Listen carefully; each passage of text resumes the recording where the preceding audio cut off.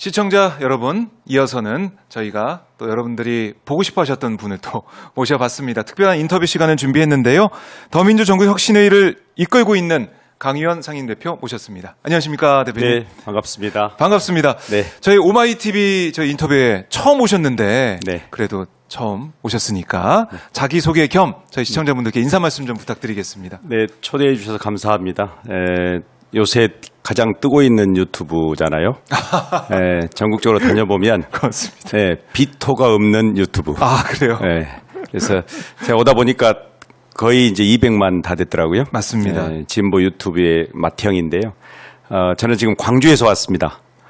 지금 막 올라오셨죠? 네, 막 올라왔습니다. 지금 저는 이제 더민주전국혁신회의 상임대표를 맡고 있으면서도 더민주전국혁신회의가 주창하고 제안했던 그 어떤 혁신의 정당 모델을 만들기 위해서 지금 광주 시당 위원장 출마 예정자. 그래서 광주에서 열심히 뛰다가 올라왔습니다. 아, 열심히 뛰다가 올라오셨다. 사실은 제가 이제 현장에서 그때 이재명 대표 네. 이 영장 관련된 국회 투표를 앞두고 그 현장에서 우리 강 의원 대표를 만나서 인터뷰했던 기억이 있는데 네. 참 지금 더 돌이켜보면은 계속 현장에서 아니면 전국을 돌면서 당원들의 그 주권을 확립하고 당원들의 힘을 좀 보여주고 또 만들기 위해서 노력 계속 해 오셨잖아요. 그렇습니다. 그동안 어떤 활동을 해 오셨는지 좀 듣고 싶습니다. 잘 아시겠지만 저희가 작년 6월 4일 더민주전국혁신회의 1기 출범해서 사실은 그때 절박한 마음 때문에 한 달 동안에 짧은 시간 숙성해서 조직을 건설했거든요. 이재명 지키자였습니다. 이재명 지키자. 이 검찰 독재 정권과 맞서 싸우는 그 중심에 이재명 당대표가 계셨기 때문에 저희들이 당시에 예측하건대 곧 이 검찰이 이 무지막지한 방법으로 체포동의안 발부해서 이재명 대표의 손발을 묶을 것이다 판단했고 현재의 느슨한 대응으로는 대표를 지키기 쉽지 않다 해가지고 그때는 정치개혁, 정당혁신, 정권교체 이런 거창한 구호 이면에는 실제로는 이재명 대표님을 잘 지켜야 된다. 그것이 이 윤석열 정부를 대응하는 첫 번째 과업이다 해가지고 그 일을 이제 1년 동안 하면서 당원들이 어떻게 당 운영의 주체가 되게 할까. 그때 참 가슴 아팠던 게 체포동의안 가결 부결 문제 가지고 공당의 대표를 지키는 일에 우리는 왜 민주당의 의원들을 설득해야만 하는가. 마땅한 일을 우리가 그러면서 당원들이 이제 당원 주권 운동의 중심에 서게 하면서 국회의원들이 당원들 눈치를 보게 하는 아시죠? 그때 저희들이 설문지 보내고 동의하냐 마냐 뭐 검사 탄핵에 동의하냐 끊임없이 압박하고 해서 이제 총선이 당원들의 공천혁명으로 그나마 완성할 수 있는 작은 노력을 우리 더민주전국혁신회의가 했다. 그렇게 자부하고 있습니다. 더민주전국혁신회의가 이번에 지금 2기가 또 출범을 한 거 아니겠습니까? 그렇습니다. 2기 출범했습니다. 이제 1기는 총선을 기점으로 조금 재정비하고 2기는 이제 정당 혁신은 물론이고 본격적인 대선 준비. 대선. 그래서 17개 시도 혁신회의를 기반으로 이제는 더 깊게 226개 시군구까지 기초지자체까지 풀뿌리 조직을 강화해서 명실상부한 민주당의 최대 조직으로 그래서 목표를 이렇게 정했습니다. 정당혁신, 정치개혁, 그다음에 이재명과 함께 정권교체. 여기에 동의하는 모든 분들은 함께 하시라. 입구를 충분히 넓혀서 지방선거도 승리하고 이거를 계기로 완벽한 정권교체 기반을 일종의 정치 운동체라고 보면 될 것 같습니다. 정치 운동체다. 근데 1기 출범할 때도 그랬지만 2기 출범하는 이 가운데 상황을 보니까 많은 분들이 관심을 가지고 또 힘을 또 보태고 계시더라고요. 그거 보고 혁신회의가 진짜 많은 또 성장을 했구나 생각이 들었습니다. 아시겠지만 일기 때는 우려하는 분도 많았고, 네, 맞아요. 야, 너무 센 발언 많은 거 아니냐. 그랬는데, 어쨌든 혁신회의 이 출신, 네. 소속 의원들이 31명 야. 배출이 되면서 이제 뭐 친명 최대 조직 개파 언론에서 많이 또 보고 있다 이렇게요. 이러다 보니까 네. 관심이 집중됐고요. 더 무거운 사명감을 느끼고 있습니다. 31분이 당선된 것도 당선된 거지만 그 이후에 추가로 다른 의원들도 함께하고 싶다 해가지고 지금 14분 더 참여하셔서 현역 의원이 45분인 조직이 됐습니다. 네. 그래요. 네. 그러니까 이 혁신회의의 그 뜻에 어떻게 하겠다는 그 미래 청사진에 동의하는 분들이 오시는 거잖아요, 그렇죠? 그렇습니다. 함께 하시는 거죠? 그러니까 이 정당 혁신의 대전환, 네. 당원 주권 시대의 대열에 동참하겠다. 그리고 그것이 이 지방선거나 집권의 네. 가장 구체적인 디딤돌이다. 그래서 여기에 동의하는 분들. 그러니까 정당의 대전환이 이루어지고 있거든요. 정당의 대전환. 네, 이게 대전환의 내용은 네. 당원이 당 운영의 중심에 서는 그런 과정에 있다. 근데 아직도 그걸 이해 못하는 분들이 있어요. 그래요. 당선되자마자 예. 잉크도 마르기 전에. 왜냐하면 이 거대한 시대의 정신, 시대의 대변환에 대해서 이해를 못하면 과거의 관행대로 따르거든요. 그래서 지금은 뭐 국회도 21대랑 22대 국회가 너무 달라졌다. 맞습니다. 수능감 느껴진다. 법대로 해라 이런 얘기를 하고 있는데 네. 이제는 관례, 관행 이게 설 자리가 없는 것 같아요. 맞습니다. 국민의 목소리 아니면 정해진 법대로 해야 된다 이런 말씀 많이 하고 계신데 그러니까 이런 거대한 흐름 속에 우리 대표님이 이 광주 광역시당 네. 위원장 출마를 하겠다는 입장을 밝히고 계십니다. 그 얘기 많이 물어봐 주십시오. 네. 지금 왜 내가 광주시당 위원장이 되겠다 이런 판단을 하셨는지 궁금합니다. 꽤 오래됐어요. 총선 그 즈음부터 네. 민주당의 질적 전환이 이루어져야 된다. 그러니까 이 광주는 17개 네. 시도의 단순한 하나의 이 지자체가 아닙니다. 민주당에 있어서는. 예. 그래서 저는 판을 구조적으로 좀 바꿔야 한다. 즉 우리가 모든 주장은 혁신적 주장을 했는데 실제로 그런 사례가 없어요.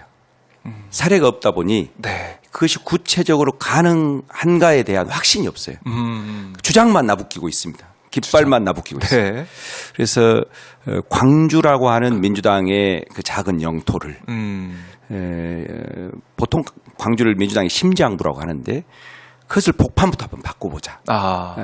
17개 시도당 운영의 교과서를 한번 만들어보자. 이게 당원 주권 시대의 시당, 도당 운영을 어떻게 해야 되는지에 대한 모범적 사례를 만들어서 그것이 17개 시도당으로 전파돼 가지고 하나의 70년 민주당 역사에 이 대전환기의 모델이 어떻게 가능한지를 입증하겠다. 이게 저희 더민정부 혁신회의의 포부이고 목표이기도 합니다. 어떻게 보면은 중요한 시험대에 좀 올라와 있는 것 같기도 하고요. 그렇습니다. 대표님께서 네. 이번에 출마를 하시면서 당원의 힘, 당원이 정치하는, 당원이 정당을 이끌어가는 걸 보여주겠다. 어떻게 하면은 정말 그게 현실화가 되는지 차근차근 하나하나 일을 해 보이겠다. 이런 말씀이시잖아요. 저는 이제 본래 사회혁신가로 살아왔는데요. 네. 모든 기관, 단체, 공동체 운영에 있어서 그 회원과 구성원들의 집단 의사를 어떻게 수렴할 것인가를 늘 실험해 왔거든요. 네. 과거에는 제가 광주 시민총회의 총감독을 맡기도 했습니다. 그 시민총회는 의사결정은 시민이 하고 네. 이 대표자 즉 배지를 단 분들 기관 단체장들은 그것을 잘 수렴해서 그대로 대리하고 대의해야 된다. 이제는 의사결정을 그 중심에 있는 엘리트 소수가 네. 독점해서는 안 된다. 근데 그렇게 시민총회를 해봤더니 집단 지성이 모여지고 대체로 공익적 결정이 나옵니다. 그래요. 네. 그래서 당도 그렇게 운영해보죠. 당도. 네. 사실 그러면 민주당이 이제 뭐 이번에 많이 또 바뀌고 했지만은 과거의 민주당 특히 뭐 다른 정당은 비슷하겠죠. 과거의 정당은 어떤 모습이었고 뭐가 문제였는지 이것도 한번 저희가 돌이켜보고 생각을 좀 해보죠. 어떤 문제가 있었다고 보십니까? 이 정보의 비대칭 이것을 무기로 사실은 상위 몇 %가 예. 의사결정을 독점했고 어허. 심지어 공천 문제와 관련해서는 예. 당원과 시민의 눈치를 보게 만든 게 아니라 그 지역위원장인 현역 의원들의 눈치를 보게 만들었고 그러다 보니 예. 누가 시간을 공천권에 연계되면 어디 가서 무슨 일을 하겠어요? 국회의원 의전하는 데 집중하고. 공천 받아야 되니까. 그렇죠. 실력 있는 시당 만든다 해서 무슨 정치학교, 정치학당, 정치 네네. 아카데미 만들잖아요? 예. 사람이 안 오잖아요. 왜냐?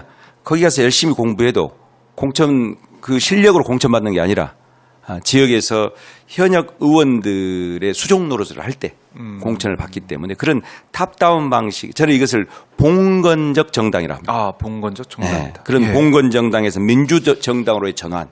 이것은 당원들이 의사결정하게 하는 의사결정 시스템의 전환이 필요하다. 네. 그래서 이런 표현하면 좀 그러겠지만 과거에는 그게 당연하다고 생각했습니다. 이 의원님이 판단한 대로 해야지. 네. 힘 있는 의원이 중앙에 가서 상층 정치협상을 통해서 뭔가를 해결하지. 예, 그런 얘기를 이럴 때 많이 굉장히 들었어요. 익숙해졌단 예. 말이에요. 당원 주권 시대는 이제 전혀 다른 그 상황이 펼쳐지고 있는데 네. 지난번에 우리 국회의장 선거 때 한번 봐보십시오. 압도적 지지로 당원들이 누군가를 추천했는데 네. 의원들이 그것을 전혀 상반된 결정을 해요. 그렇죠. 그래서 이때 많은 분들이, 탈당 대열에 쭉 동참하잖아요. 그래서 지금까지 민주당은 과거형 정당이었습니다. 네. 특히 지역으로 내려가면 내려갈수록 제가 다른 시도를 평가하기에는 너무 자만한 것 같지만 특히 네. 공천이 곧 당선인 광주, 전남, 전북, 호남 정치는 골물대로 골마 있었다는 겁니다. 그렇겠네요. 정치 당사자들이 더 잘 알고 있는 상황입니다. 네. 그래서 이것을 한번 뭐랄까 판을 구체적으로 한번 바꿔가지고 정치혁명의 중심에 광주가 있다.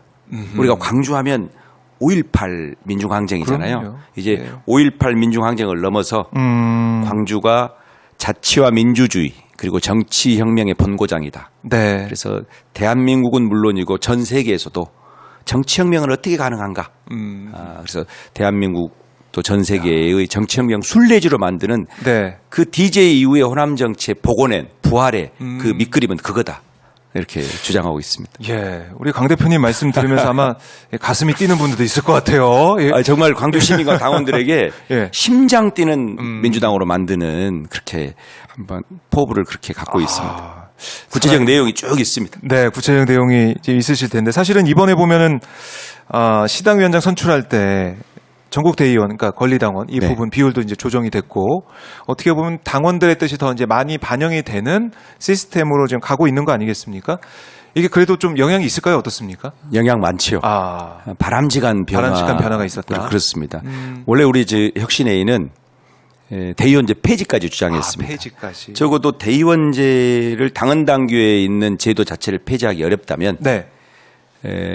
가중치를 수평적으로 해서 대의원도 한 표, 네. 권리당원도 한 표, 1대1로 하라는 1대1로. 게 저희 요구였는데 어쨌든 당이 예. 어떤 진일보한 결정을 했다. 그래서 50대 50에서 네. 권리당원 가중치를 권리당원을 90으로 대의원을 10으로 했으니까 광주는 또 지금 권리당원이 6개월 이상 당비낸 당원들이 이 11만 명에 달하거든요.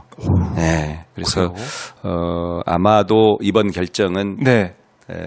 시당위원장 선거에 있어서 권리당원들의 선택을 존중하겠다. 권리당원들의 선택을 네. 존중하겠다. 그런 의미로 받아들여집니다.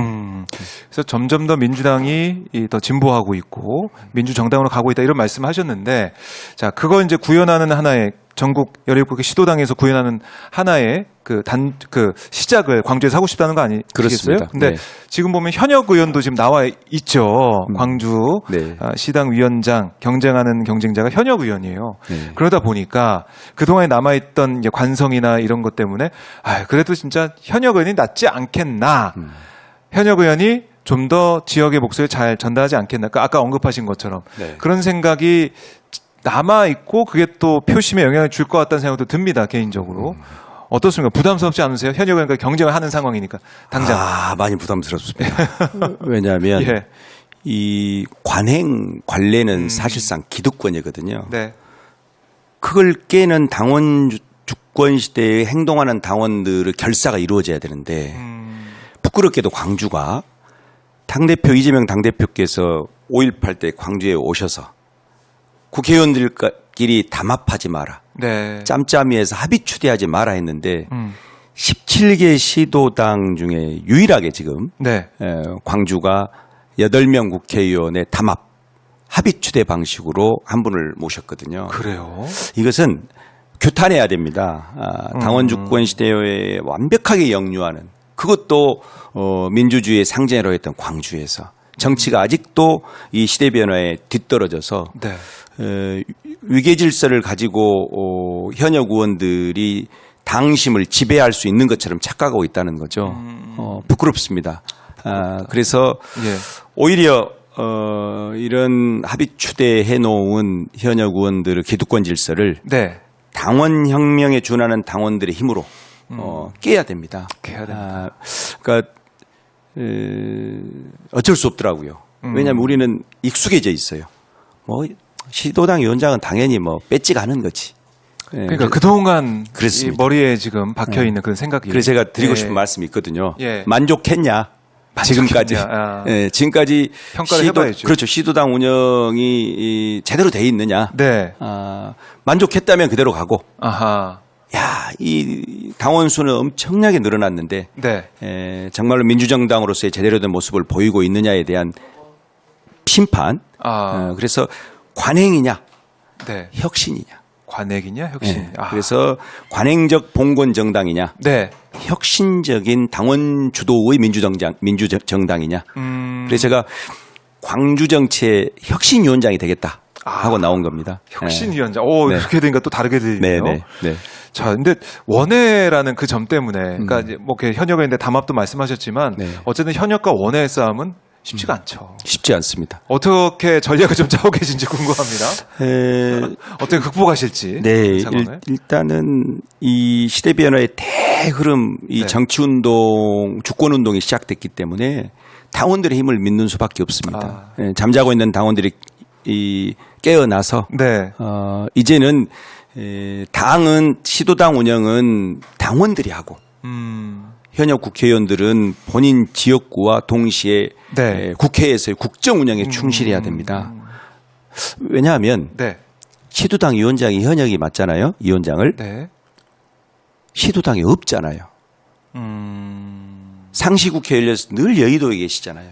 그렇죠. 네. 지금도 뭐 필리버스터하고 막 이러고 그렇죠. 하면 올 수가 없죠. 그러니까 제가 그 예를 들어서 말씀했는데 가게에 갔더니 주인이 없고 회사에 갔더니 사장이 없고 네. 그럼 제대로 안 되죠. 그렇죠. 네. 그러니까 이게 일종의 주말 시당 그다음에 회의용 시당이거든요. 네. 여러 상설위원회도 정상 작동될 수가 없습니다. 마치 그냥 수석 부위원장이 하고 네. 사무처장이 하면 되질 않냐 이러지만 그러면 왜 회사에 사장을 뽑고 그 어떤 기관의 기관장을 뽑겠습니까? 네. 상주해야 되거든요. 당원들을 무릎 꿇고 만나야 되고 이 윤석열 정부와 맞서 싸우는 중심에 시민들에게 읍소하고 호소하고 또 혁신적 모델을 만들어서 당원들을 배가시켜야 해야 되는데 네. 그래서 저는 이제 주장하고 있어요. 그 17개 시도당 이제 앞으로는 점점 더 당원 주권 시대의 시도당 운영의 핵심은 당원들이 시도당 운영을 해야 된다. 상근할 수 있어야 된다. 저는 그래서 제일 네. 그 국회의원들이 자꾸 금기 원래 얘기하거든요. 예, 많이 듣고 있습니다. 예. 금요일 날 돌아가고 예. 월요일 날 월요일 다시 다시. 서울에 온다고 본인들이 그걸 자부심 있게 얘기하잖아요. 그런데 시도당 위원장 하면 월요일에도 화요일에도 당원을 만나야 되고 수요일에도 당원을 만나야 되고 그 눈물 흘린 현장에 언제든지 상식적으로 찾아가야 되잖아요. 그러니까 앞으로는 이제 광주뿐만 아니라 네. 17개 시도당 모두 다 점차적으로는 시도당 운영은 당원들이 나와야 되고 네. 이 현역 의원들은 국정과 지역구의 중심에서 활동해야 된다. 저는 그렇게 한다고 봅니다. 네. 자, 지금 제가 만약 배지를 달고 네. 현역이었으면 전 출마 안 했습니다. 네, 단언컨대. 네. 그래요. 그러니까 정말 그 시당 위원장으로서 그 시당을 위해서 일할 수 있는 국회의원은 국회의원이니까 뭐 지역구도 챙기겠지만은 국회 이런 국정에 대해서 또 투표하고 필리버스터에 참여하고 상임위 참여하고 그 일에 집중하고 시당 일은 정말 그 위원장이 맡아서 상근에서 매일 출근해서 할 수 있는 사람이 위원장이 돼야 된다. 그런 말씀 들어보니까 또 그게 핵심이거든요. 예. 지금 그 광주의 현역 의원들은 8분 중에 네. 한 분 빼고 7분 이번에 다 바뀌었습니다. 그래서 저도 깜짝 놀랐습니다. 민심의 무서움. 그렇죠. 네. 그러니까 절대 광주 시민들이 당원들이 한 명이 탁월하다 해서 그분을 지지하는 게 아닙니다. 어떻게 정당 운영을 제대로 하고 있고 네. 특히나 핵심이 뭐냐면 호남 정치의 자존감, 자긍심, 이른바 자부심을 이 국정의 중심에서 펼쳐내고 있는가. 광주만을 위한 정치가 아니라 대한민국 국사, 국정을 주도하고 거기에서 대표적인 활동을 하고 있는가에 대한 평가거든요. 네. 존재감이 사라졌다 합니다.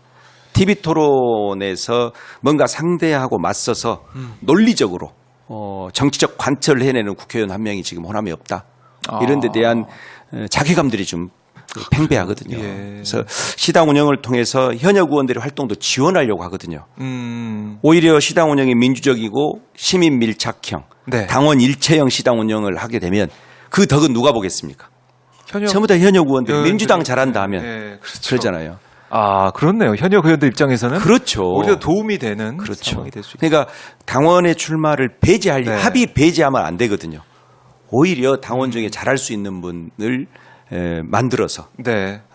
그 지역위원회, 그 지구당으로 그 성과가 물꼬가 튀어져서 오히려 현역 국회의원들의 좀 미흡함도 보완할 수 있는 이런 혁신적 사고를 지금 해야 된다. 그렇네요. 그게 뭐 원해냐 원내냐. 예. 우리가 배지인데 말이야. 국회의원이 8명이나 있는데 배지도 없는 평범한 당원한테 맡겨? 이건 촌스러운 사고라는 거예요. 촌스러운 사고. 네.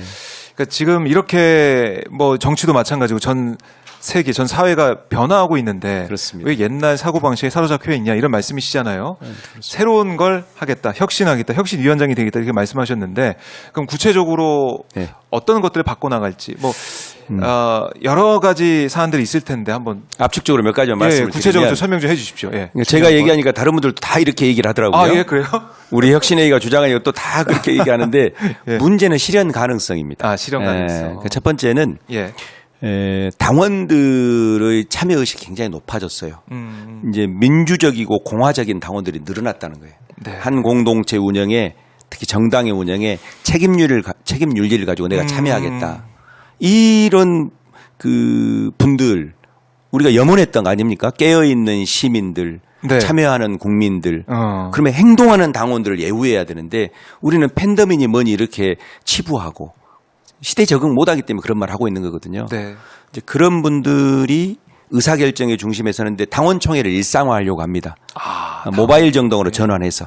예. 네. 항상 들여다볼 수 있게. 그렇죠. 함께 할 수 그리고 있게. 의사결정에 있어서 예. 중앙당 사안이든 시당 사안이든 간에 물어야 합니다. 의사를. 이게 묻는 과정은 학습의 과정이기도 하거든요. 네. 물어봐주면 당원들도 그래 이 문제가 뭐지? 나는 어떤 선택을 하지? 그때 공부하는 거예요. 근데 자꾸 중앙당에서 보니까 어떤 의원이 당원 교육 많이 해야 한다. 이러는데 당원 교육은 계몽, 훈육, 조직해서 되는 문제가 아니고요. 의사를 자꾸 여쭤볼 때 네. 당원들이 스스로 그래 나도 책임 있게 답변을 하려면 찬반에 대해서 공부하게 되거든요. 그래서 당원 민주주의 자체가 당원 역량의 강화 연결됩니다. 네. 그걸 꼭 하겠다는 거고요. 작은 사안부터 그러니까 대소사를 물어봐야 됩니다. 우리가 한 집안에서 무슨 대소사를 결정할 때도 네. 아버지 혼자 다 하는 시대가 지나갔잖아요. 그렇죠. 아버지가 본 건 영주가 아니잖아요. 항상 물어보죠. 물어보죠. 아내한테 또 그러니까 아내는 남편한테 예. 아이들한테도 이제는 다 물어보잖아요.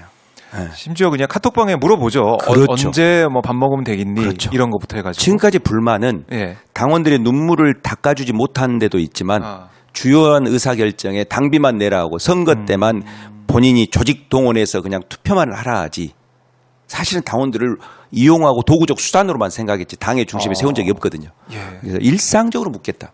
이거 하나 하고요. 예. 두 번째는 아까 연장된 얘기인데 365 시당이 필요합니다.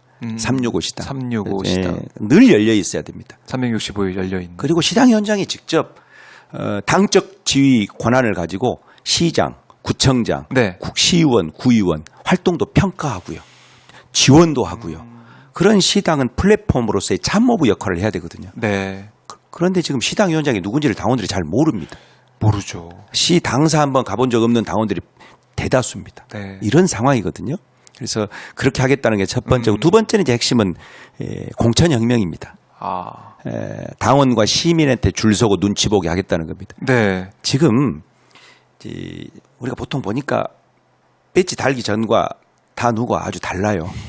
그런가요? 등원 한 네. 달도 안 돼서 잉크도 마르기 전에 기득권이 돼요. 네. 이게 지금 강주는 초선 의원이 8명 중에 7명인데 네. 합의 추대 방식에 동의하잖아요. 제가 만약 현역 의원이면 반대합니다. 아. 합의 추대를 당원들한테 물어봤나요?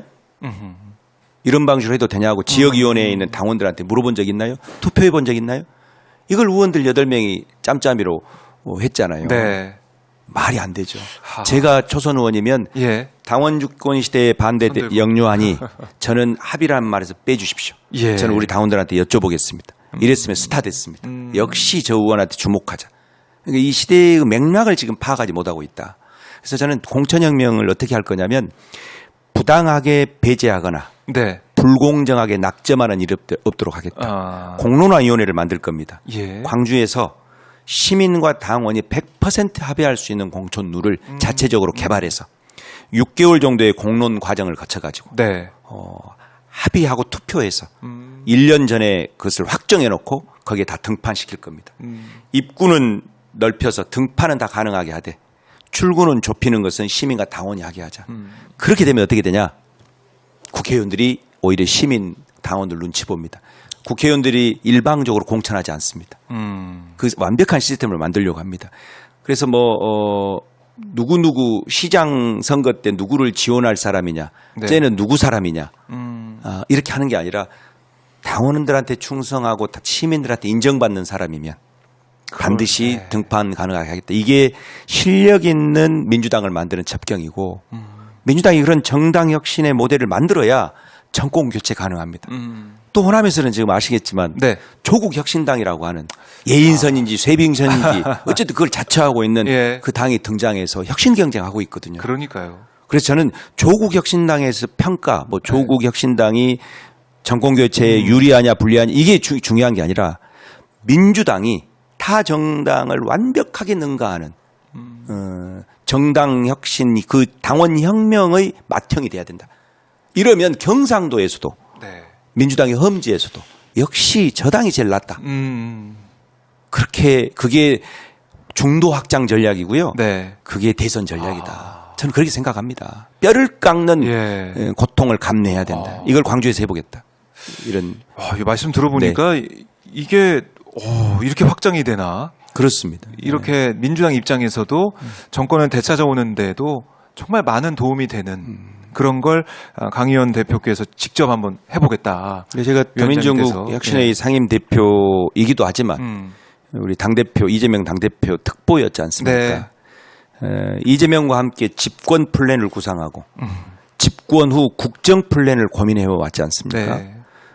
우리가 정권 수립에 정말 직전에 정권 수립을 못하고 무너졌는데 이제는 다시는 피눈물 흘리고 싶지 않거든요. 그래서 저희들은 생각한 겁니다. 네. 단순히 국회에서는 이제 지금 잘하고 있잖아요. 민주당이.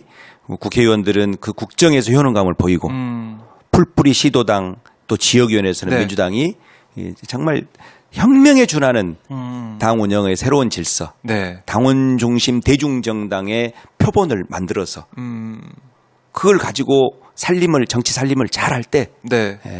시민과 당원과 국민들이 박수를 보내고 이런 것이 사실은 최고의 선거 전략이다. 그렇네요. 네, 그렇습니다. 이게 또 사실 지난 대선 때 0.73% 차이로 윤석열 대통령한테 이재명 대표가 패하면서 그 이후로 2년 동안 돌이켜보면 너무 민생도 힘들고 외교도 파탄이 나고 그리고 최혜병 특검법 그리고 대통령 부부 관련된 여러 가지 의혹들 이런 것들이 계속 나오고 있어서 너무 힘들거든요, 국민들이. 우리가 다시 울컥하는데 제가 예. 대선 때 이제 비서실에 이재명 후보님의 일정을 총괄하고 비서실 살림을 맡았었는데요.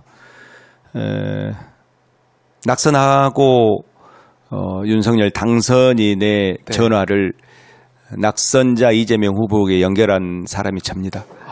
저는 참모로서 피눈물을 흘렸는데요. 네. 24만 7,077표입니다. 낙관해서는 안 됩니다. 윤석열이라고 하는 최악의 후보였음에도 불구하고 네. 우리는 졌거든요. 저는 낙관하지 않고 긴장해야 한다. 그래서 그 긴장을 낙관으로 비관을 낙관으로 전환시키는 것은 네. 우리가 주체적으로 할 수 있는 유일한 일이 저 특검을 해도 늘 거부하고 윤석열 막 나가지 않습니까? 예, 예. 그러나 당의 정당 역시는 우리 주체적 의지로 충분히 할 수 있잖아요. 그럼요. 네. 그건 누가 방해하지 않거든요. 네, 네, 그래서 하여튼 그런 큰 담대한 구상 가운데 지금 이렇게 나와 있지 시도당 위원장 월급도 없습니다. 아, 그래요? 네, 당비 직책 당비는 100만 원씩 있습니다. 월. 아, 이거 어떡해요? 네, 제가 현역으로 왔는데 왜 나왔겠습니까? 네. 현역이 아니면 더 부담이 되는데 이거 어떡합니까? 현역 의원이야 후원금도 받고 예. 월급도 넉넉하지만 이 많은 분들이 무슨 대단한 그 예우를 받는 것 같은데 위원장이라고 하니까. 그렇죠. 그래서 월급도 없이 상근하겠다는 거 아닙니까? 그다음에 직책 당비 100만 원씩 내면서 2년 동안 2,400만 원 낼 각오하고 이게 저는 사회혁신가이자 운동가였기 때문에 네. 운동가가 월급 받라고 일하지 않잖아요. 세상을 그렇게 바꿔보고 싶습니다. 저 정치운동 영역에서. 예. 월급 받는 줄 알았어요? 저는 당연히 상식적으로 네. 위원장이라고 하니까 네. 뭔가 있겠지. 이런 생각을 많이 하지 않을까요? 당에서 상근하는 위원장은 좀 다르게 집중하셔야 되는지 네. 모르겠지만 네. 그렇고 그럼 이게 이제 광주시당 위원장 선출이 언제 되는 겁니까? 8월 4일인데요. 8월 4일. 8월 4일 이제 시도당 개편대회 날짜들이 다 잡혔는데 네. 광주는 8월 4일 DJ 컨벤센터에서 오전 10시입니다. 아. 이때 대의원들의 현장 투표가 있고요. 네. 그 전부터 이제 11만 명 모바일 투표. 모바일. 네, 네. 8월 4일에 지금 결과가 네. 발표가 된다. 합산돼서 발표가 된다. 이렇게 그렇습니다. 말씀하셨는데 얼마 안 남았네요. 한 달 딱 남았는데 살이 한 4kg 빠졌어요. 빠지셨어요. 왜냐하면 이거는 한 구도 아니고 네. 지역위원회도 아니고 사실상의 광주시장 선거 때 하는 영역이 그렇잖아요. 그렇네요. 네, 그래서 광주시당이니까. 그런데 기쁘게 뛰고 있어요.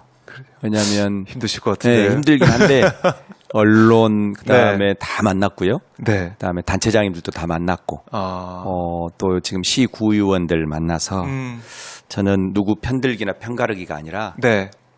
광주가 위대한 광주가 5.18을 상징으로 한 광주가 이제는 정치혁명의 상징으로 되는데 네. 이 대열에 동참해달라. 그래서 지금 누가 되느냐의 문제를 넘어서서 어떤 정치를 할 것인가. 네. 이번에 바꿔보자. 농사 한번 제대로 져보자. 이렇게 호소하고 있습니다. 아니 만약에 이번에 시도위원장 선거 다 어떻게 할지 모르겠습니다. 근데 이제 광주에서 변화가 일어난다면 또 광주에서 일어난다면 이건 시사 아마 클 것 같아요. 그렇습니다. 이게 비단 민주당뿐만 아니고 우리 정치사에 있어서 큰 획을 그을 것 같다는 생각이 들어요. 그 오마이 TV에서 만약 제가 당선되면 거의 분기별로라도 예. 당원과 시민 국민들한테 어떤 역사적인 변화가 일어나고 있는지 정기 보고할 수 있도록 기회를 주시면 좋습니다. 그때 제가 발표할 수 있도록 그렇게 하겠습니다. 네, 오마이 TV가 그 변화의 흐름을 네. 한번 따라가 보도록 하겠습니다. 근데 이제 당선이 되셔야 그 흐름이 나올 텐데.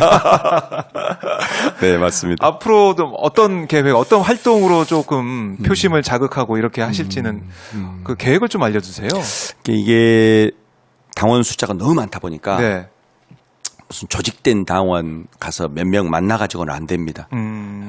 이 시대사적인 대변화, 이 명분, 네. 이 당원 주권 시대의 밑그림 설계도를 예.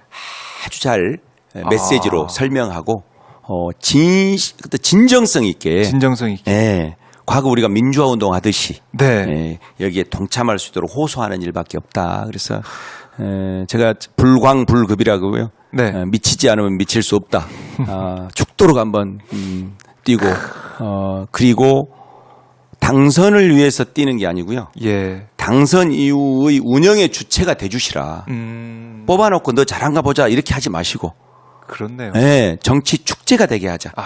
그리고 시 당사가 민심을 반영하는 하나의 커뮤니티 네, 또는 네. 우리 이제 프랑스 같으면 살롱이 되게 해서 끊임없이 정치 토론, 정치 공론장의 중심에 야. 시도당이 있어야 한다. 이렇게 한번 만들어보자 호소하고 있습니다. 예. 그렇게 되면 거기서 토론 과정을 거쳐서 국민들의 뜻이 또 모아지고 광주 시민뿐만이 아니고 네. 그 열기가 온라인 통해서 또 퍼지고 그렇습니다. 와, 이거 정말 뜨거울 것 같다는 생각이 들고요. 한번 저희가 지켜보도록 하고 사실 지금 보면은 윤석열 대통령 탄핵 소추안 발의해달라는 이 국회 청원이 아까 보니까 116만 명을 넘어섰던데 116만 몇 명인가 제가 한번 보겠습니다. 이거 네. 체크를 해드려야죠. 지금 시간이 12시 8분인데요. 116만 7,660명 이렇게까지 올라갔어요. 제가 고백 하나 해도 됩니까? 네, 고백. 지금 한 10번째 들어갔는데 저는 계속 못하고 있습니다. 아니, 막 뛰다 보니까 대기 기다릴 시간이 수가 계속 없잖아요. 길어서 예. 그래서 제가 그래서 한 80만 대 보다가 100만 명째 한번 할까 예. 들어갔더니 또 한 2시간, 1시간 가까이 기다리라고 그래요. 또 손님 만나고 오면 또 기다리라고 그래서 자지 아마 못하시고 계시네. 200만 명째 해야 되지 않을까 싶습니다. 네. 그러니까 이것도 사실은 이 현상도 우리가 정말 민주주의가 이렇게 또 촛불 든 광장의 시민도 있지만 분명 대단합니다. 지금도 있지만 네. 이렇게 온라인상에서 이렇게 청원으로 네. 또 국민들 뜻이 이 촛불이 켜지고 있구나 이런 생각하게 되더라고요. 대단한 겁니다. 이런 분위기를 네. 지금 윤석열 정부 아무리 망국의 길로 가는 무능한 정부를 할지라도 그중에 한 명 정도는 좀 네네. 지혜로운 사람 있지 않을까요? 이런 상황을 읽어내야 되거든요. 그렇죠. 재헌국회 이후에 네. 대한민국 국민들이 이렇게 많이 국회를 찾아간 것은 처음이잖아요. 그렇죠. 지금 거의 제가 통계상 보니까 1시간에 3,000명? 네. 꼴 1분에 한 30명씩 대기 시간이 지금 한두 시간씩 네. 돼 있잖아요. 그렇게 막 되더라고요. 이런 정도의 속도 네. 또 여론의 흐름이면 200만, 300만, 글쎄 500만 저는 이게 머지 않았다고 보거든요. 지금 이걸 모르는 분도 많이 계시거든요. 모르고 들어가고 싶어도 못 들어가고 못 들어가고 있군요. 있고. 엄청 많으세요. 예. 그래서 역시 대한민국 국민들이 네. 대단하다 이런 방식으로 다시 음. 새로운 물론 현장에서 지금 촛불 집회 나오는 분도 있지만 새로운 방식의 촛불혁명, 촛불운동, 탄핵운동 하고 있다 네. 생각합니다. 근데 뭐 나경원 의원은 뭐 개딸이 한 거 아니냐 뭐 이렇게도 얘기를 하고 있고 탄핵 사유가 명백한 뭐 위법한 또 위헌적인 게 있어야 되지 탄핵하는 거 아니야 이런 얘기 대통령실에서 하고 있고. 대통령실은 원래 무능해서 그렇다 치고 네. 나경원 정도면 정치를 좀 오래 한 분 아닙니까? 그럼요. 학습이 덜 된 것 같아요. 그래요. 이런 이 행동하는 시민들이 어떨 때 분노하고 어떤 방식으로 대기 시간 이 바쁜 이 시대에 거기에 서명하고 있는지를 잘 이해를 못하는. 그러니까 대통령실도 엉망이지만 정당의 주요 지도자도 인식이 저렇게 미천하니 가슴 아픈 거죠. 네. 왜냐하면 사실상의 지금 심리적 탄핵에 돌입한 거잖아요. 심리적 탄핵. 네. 이게 이제 탄핵이 이 100만 명에서 지금 200만, 300만 이렇게 가게 되면 법적 탄핵 단계로 지금 접어드는 과정일 텐데 이게 그 촉매제가 네. 결정적인 촉매제가 이제 최혜병 특검, 그렇죠. 김건희 여사 특검 네. 이런 것들이 되면서 대통령실 무슨 구체적 불법이 없어서 네. 뭐 위반 사례가 없어서 그랬다는데 그런 말을 하는 것도 창피한지 몰라 지금 하고 있는 것 같고 이 특검의 과정에서 하여튼 셀 수 없는 여러 가지 사건들이 폭발적으로 나올 것이기 때문에 아마 지금 이 100만 명 이상의 이 탄핵 서명을 예의주시해야 된다. 네. 윤석열 정부가 뭔가 이거에 대해서 이대로 그냥 방치하거나 무시하거나 과거처럼 그냥 일종의 나경원 의원은 개딸이라 했다는데 네. 야 대한민국에 개딸이 100만 명이 넘고 대기하고 있는 개딸도 또 저렇게 많다면 아이고 그런 정당이 얼마나 배부른 정당이고 네. 얼마나 이렇게 행복한 정당이겠어요. 이게 참 뭔가를 착각하고 있다 이런 생각이 듭니다. 네. 아니 오죽하면 홍준표 대구시장도 지금 SNS에 이런 글을 남겼네요. 이렇게 썼습니다. 박근혜 탄핵 전야제처럼 흘러가는 정국이 걱정스럽습니다. 이렇게 얘기를 하면서 뭐 이제 야당 뭐 비판도 하고 이렇게 좀 하고 있는데 어쨌든 여당 쪽에서 오히려 탄핵 얘기가 나오고 큰일 난다 이런 얘기가 나오고 있으니까 물론 대표 경선 과정에서 이런 다툼이 있는 과정이 나오는 것일 수도 있겠지만 네. 여당에서 오히려 탄핵 걱정을 더 많이 하는 것 같아요. 본인들이 한번 당해봤잖아요. 당해봐서. 네, 그때도 설마 하다 당했잖아요. 그렇죠. 예. 그런데 지금 그때 이상으로 네. 거의 경제 파탄, 경제 폭망의 민생 파탄에 또 뭐 부자 감세 등 각종 네. 그 실질적인 삶에 위협이 되는 일들이 커지기 때문에 진짜 지금 뭐 늘 경제가 어렵다 했지만 제가 지금 그 선거 운동하면서 네. 이렇게 활용하고 있는 작은 사무실이 광주 상무지구 복판에 있거든요. 그러니까 광주 시의회나 시청 옆이에요. 네. 그럼 그 식당가가 얼마나 분비해야 돼요. 아 그럼요. 번화가인데. 제가 점심 때 가면 예. 저하고 우리 같이 있는 그냥 단 한 상이 있을 때가 있어요. 그때는 말도 못 하겠어요. 밥 먹으러 갔다가. 그렇죠. 그러니까 예전 같으면 요새 많이 힘드신가요? 이렇게라도 물어보죠. 예. 어지간히 힘들어야 물어보죠. 아. 만약 물어보는 자체가 너무 우문이 될 것 같아서 네, 못 물어볼 네. 만큼 정말 피눈물 나고 있거든요. 임박했다 싶어요. 광주도 지금 3년 남은 시간을 어떻게 기다리냐. 그렇죠. 도처에 그런 얘기를 하고 있거든요. 네. 그래서 그런 면에서 민주당이 예. 희망을 줘야 된다. 희망을 줘야 된다. 반사이익에 기대면 안 된다. 예. 그런 생각이 듭니다. 그러니까 사실 총선 때 돌이켜 보면 조국 혁신당이 뭐 돌풍 일으킨 건 사실 아니겠습니까? 그렇습니다. 그렇게 됐던 것 중에 하나는 선명성. 그렇습니다. 3년 너무 길다. 네. 이 얘기를 하면서 호남 민심도 많이 또 사로잡았던 그런 부분들이 있어요. 그래서 이 조국 혁신당도 조국 혁신단대로 뭔가 이 정권 교체를 위해서 노력하겠지만 민주당은 이 진보 진영의 맏형 아니겠습니까? 그렇습니다. 진보 진영의 네. 맏형 개혁 세력이 함께하고 있는데 민주당이 정말 개혁하는 모습, 달라질 모습을 또 보여야 된다. 이 한복판에 지금 강현 대표가 있어요. 저는 그런 위기의식 때문에 네. 특히 호남에서는 이제 경쟁 상대가 생겼잖아요. 그러게 말입니다. 네. 예. 그래서 오히려 혁신하면 민주당으로. 그래서 제가 광주 정치, 네. 민주당의 혁신위원장이 되겠다 했던 것은 이런 어떤 이제 대선으로 가는 과정에 분열이 있어서도 안 되거든요. 그렇죠. 민주 진보 개혁 진영이 똘똘 뭉쳐야 되기 때문에 그리고 그런 실력으로 오히려 긴가민가 했던 사람들 있잖아요. 네. 정치에 대해서 혐오하는 사람, 염증을 느낀 사람. 특히 소수 진보 정당에도 염증을 느낀 분들이 있거든요. 네. 그걸 민주당이 다 끌어올려면 가장 선명하고 날카롭고 속도감 있는 이재명식 정당, 이재명식 민주당의 완성표를 제시해 줘야 되거든요. 그래야 당대표인 이재명 대표도 네. 혁신의 중심에 서게 되고 또 그 풀뿌리인 시도당과 지역위원회 그런 모델이 나와줘야 네. 이제 그래서 저는 혁신하면 민주당이다 이렇게 등치될 수 있도록 혁신하면 민주당이다. 구체적 사례를 내줘야 됩니다. 덩치가 아주 크잖아요 지금. 그렇죠. 대선 전에는 21년 그때 대선 때는 130만 명 정도 했거든요. 근데 대선 이후에 지금 245만 명이기 때문에 와, 당원의 숫자가 그렇죠. 전 세계 인구 대비 가장 큰 정당이기 때문에 가장 숙성된 민주주의 모델을 만들어서 그렇네요. 이게 광주의 정치혁명이 대한민국의 민주당의 정치혁명을 넘어서 세계사적인 하나의 예시를 낼 수 있는 그런 그 민주당이 주목받고 있거든요. 네. 민주당이 그 정도 그 당원 수가 이렇게 많은 정당이 드물다 하잖아요. 그렇죠. 그러니까 전 어쨌든 타 당을 뭐라 할 일이 아닙니다. 그다음에 국민의힘 이제 비교 대상이 아닙니다. 정당다운 정당의 유일한 정당으로 네. 한번 그렇게 나아가야 된다 이렇게 싶습니다. 정당다운 정당, 유일한 정당으로 나아갈 수 있고 네. 나아가는 그 증거가 강의원 대표의 광주시당 위원장 당선이 될 것이다 이렇게 보시는 건데 참 지금 상황이 우리 국민들 너무 힘들고 어렵고 또 국제정세도 녹록치가 않고 하기 때문에 대한민국이 이대로 안 된다. 정신 차려야 된다. 이걸 생각 많이 하실 것 같은데 그 정신 차리게 하는 그 역할이 야당 역할이 제일 클 수밖에 없잖아요. 그렇습니다. 야당이 제대로 기능할 수 있게 뭐 국회에선 잘하고 있다고 하지만 그 국회의원들 그 뒤에 당원들이 또 자신의 목소리를 낼 수 있을지 네. 당원들의 목소리가 반영된 시당이 될 수 있을지 네. 이것도 중요한 거잖아요. 앞서 싸우는 뭐 이른바 전투 병력이 있다면 뒤에서 병참을 또 책임지는 맞습니다. 후방 전력이 좀 있어야 되는 거지 아니겠습니까? 그렇습니다. 후방이 더 중요하다는 생각을 할 수밖에 없어요.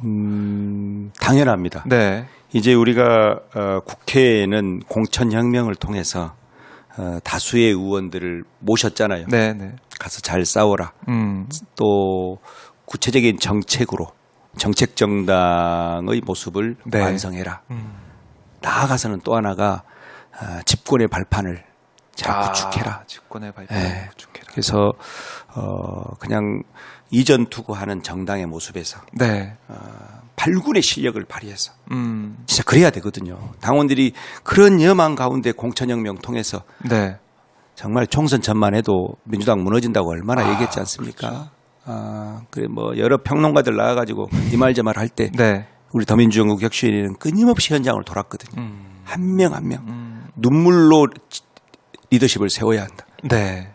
그리고 당 대표 가지고 무슨 사법 리스크니 뭐니 네. 이런 당내 분란 없이 그러니까 지방선거 대선으로 가서 이 망국의 길로 걷고 있는 망국의 길을 걷고 있는 윤석열 정부에 대해서 네. 우리가 반드시 빨리 하루라도 빨리 끌어내려야 한다 이런 건데 이제 이러려면 당원들 아까 말씀하셨던 것처럼 그 풀뿌리 정당에서의 그 시도당 지역위원회 다 정상적으로 운영될 수 있는 네. 정말 저는 여기에 사활을 걸어야 한다고 생각합니다. 네, 사활을 걸어야 한다. 사활을 걸어야 네. 된다. 그럴 때가 왔다. 예. 오늘 그 대표님하고 말씀을 쭉 나눠봤는데 정말 네. 정당, 특히 이 시도당이 얼마나 중요하고 얼마나 중요한 역할을 할 수 있는지, 어떤 가능성이 있는지 이걸 들어볼 수 있어서 너무나 저는 개인적으로 좋았고요. 민주당이 어떤 길을 가게 될지는 모르겠습니다. 근데 어느 길로 가야 될지 이건 또 명확히 보이는 것 같아요. 그렇습니다. 미래를 위해서 또 정당의 변화, 개혁을 위해서는 어떤 길을 가서 혁신을 해야 될지 이걸 볼 수가 있었는데 결국 그 결과로 민주당이 보여줄지 네. 이건 또 아무도 알 수 없는 거 아니겠습니까? 네. 한 달 남아 있는데 다음에 뵐 때는 살이 더 빠져 계신 거 아니에요? 걱정 중인데 건강 잘 챙기셔야 될 것 같고요. 네. 저희가 쭉 말씀을 너무나 잘 들었고 끝으로 저희 시청자분들께 못다한 말씀이나 꼭 하고 싶은 말씀이 있다면 저희가 네. 듣고 마무리하겠습니다. 네, 고맙습니다. 네. 오마이TV 시청자 여러분, 저에게는 소신이 있습니다. 민주주의에 대한 소신입니다. 민주주의란 마이크를 독점한 소수로부터 마이크를 회수해서 마이크 한번 쥐어보지 못한 위대한 평민들에게 마이크를 돌려주는 일이라고 생각합니다. 당원 주권 시대의 민주당, 네. 마이크를 독점한 소수 엘리트들, 특히나 배지들 중심의 당 운영이 아니라 네. 그런 봉건적 운영이 아니라 당원 중심, 당원들에게 마이크를 돌려줘서 당원들의 그 수기를 통해서 운영할 수 있는 대중정당의 대전환, 이게 정권을 다시 찾아올 수 있는 해법입니다. 내부 혁신 통해서 혁신하면 민주당 이렇게 만들어야 한다 싶고요. 그것이 윤석열 정부를 하루라도 빨리 끌어내리는 대안이다. 그래서 한번 열심히 해보겠습니다. 더민주연구 혁신회의도 지난 1년과 같은 자세로 이재명 시대를 개막하기 위한 그 최전선에서 개막하기 위해서 열심히 싸우고 정책 생산의 주체로 당원들을 세우는 일에 노력하겠습니다. 고맙습니다. 네, 대표님 오늘 말씀 잘 들었고요. 또 현장에서 뵙도록 하겠습니다. 네, 네. 고맙습니다. 고맙습니다. 감사합니다.